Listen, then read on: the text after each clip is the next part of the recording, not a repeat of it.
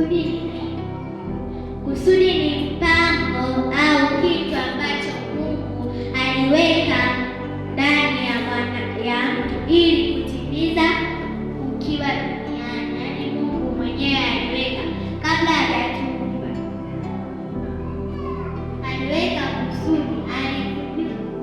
Wapenda basi kusoma kwenye Yeremia, neno la Bwana linasema, kabla sijakuumba katika tumbo nalikujua, na kabla hujatoka tumboni nalikutakasa. Inamaanisha Mungu kabla hajatuumba sisi wote alikuwa anatujua, anajua huyo atakuwa nani, huyo atakuwaje. Mungu mwenyewe ndo alikuwa anajua